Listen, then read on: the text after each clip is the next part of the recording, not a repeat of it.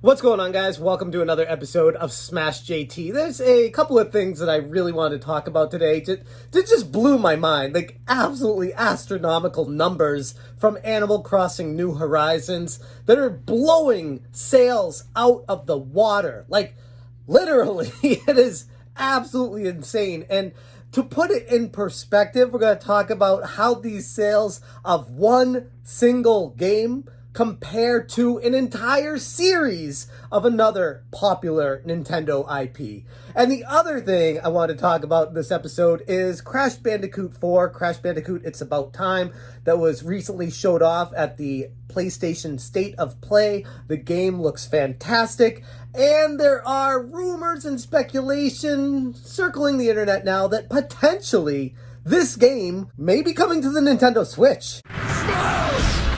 Alright, so first off, Animal Crossing New Horizons. Sales out of this world.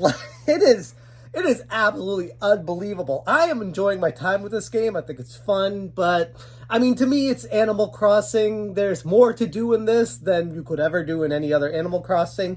But like I've said before, I do miss the NES ROMs that you could play and things like that from the original Animal Crossing. But as far as an AC game, this one has it all. As far as the sales, in 2020, in the first 3 months, this thing has sold 22.4 million copies in 3 months. That's a lot. Like, if you compare it to, like I said, another popular Nintendo IP, just go against Metroid. Not a Metroid game, not Metroid Prime, not any of the individual games. If you put all the Metroid games together, all of them, Metroid as a series has sold 18.23 million copies. Like, it's stuff like this that just boggles my mind. I cannot wrap my head around it. I'm sure there'll be people in the comments section trying to justify this and things like that, but to me, it's absolutely bonkers. And I am very, very, very thankful that Nintendo is so Nintendo about stuff when it comes to situations like this, because a typical company, let's just say EA or Activision Blizzard, would absolutely abuse this. They would go to the nth degree. Animal Crossing would turn into like all they care about to make as much money as possible, especially with microtransactions, all this other stuff. Whereas Nintendo is all about having fun and making sure they have a variety of experiences for their user base. Where a lesser company would just go to what sells, Nintendo goes to a variety of things for fun. They obviously go back to that pot of their popular games like Mario and Zelda, but thankfully they still revisit Metroid from time to time. Not as much as I personally would like, but more than, like I said, more than other companies would based off of those sales. 18 million for the entire series, sparing all the consoles and all the Metroids ever made. 18.23 million compared to the mid 20 millions for Animal Crossing New Horizons. So, I mean, just to put things in perspective, I cannot even wrap my head around that. It would be one thing, like I said, if Animal Crossing New Horizons was around for like years and it had the staying power that you don't even see anymore these days, I'd be like, okay, I get it. It sold a lot. 3 months! 3 months. It's absolutely insane. Interested to hear what you guys have to say about that.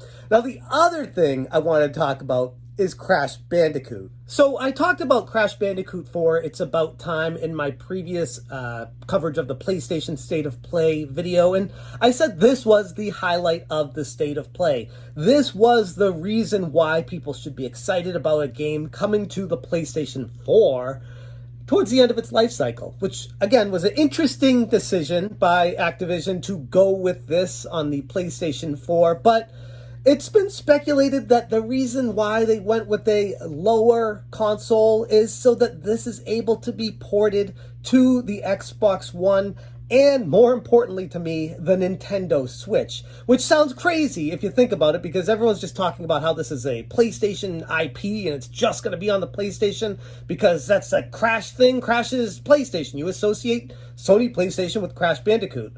But if you think about it, they got the Crash trilogy on the Nintendo Switch. They got the Crash nitro-fueled racing on the Nintendo Switch. So it would only make sense to have Crash 4 as well on the Nintendo Switch. Not to mention Spyro made its way over there too. So it's not completely out of the question for this to be the case.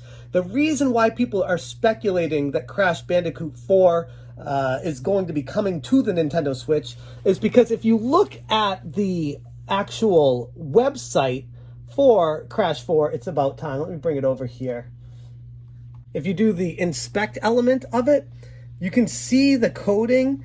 And down here, I'll put a screenshot on the screen so you can see it better. But down here is where it says WTB platform label .push Nintendo Switch. And actually right above that, it says Xbox One. So potentially Crash Bandicoot 4, who everyone seemed to be initially assuming this game to be an exclusive for the PlayStation 4, potentially is going to be a timed exclusive and most likely will be making its way over to the Nintendo Switch. Now, just because it's in the data, the inspect element on Google Chrome on the website for Crash 4 from Activision, does not guarantee it will be coming, because this happened as well with another title for Call of Duty, and we all know Call of Duty still has not made its way over to the Switch yet.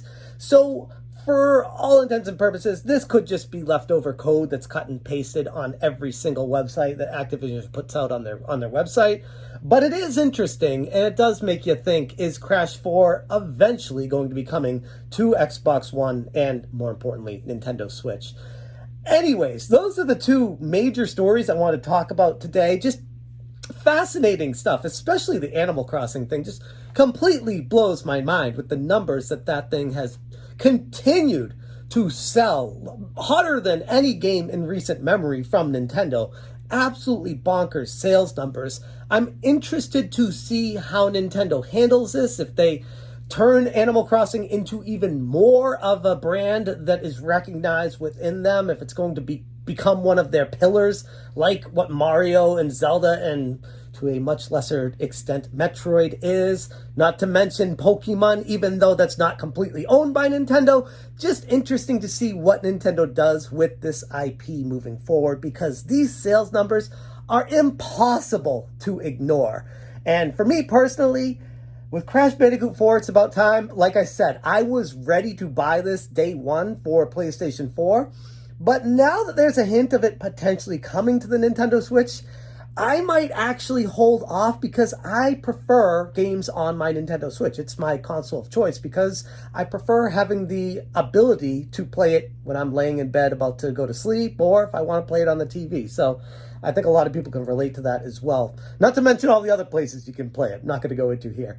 Anyways, I'm going to leave the video right there. Let me know what you guys think about these stories. If you like this format, if you want me to keep doing more stuff like this, or where you're at with my channel and what you expect out of me, I really appreciate any and all feedback. Thank you so much, and as always, you stay smashing.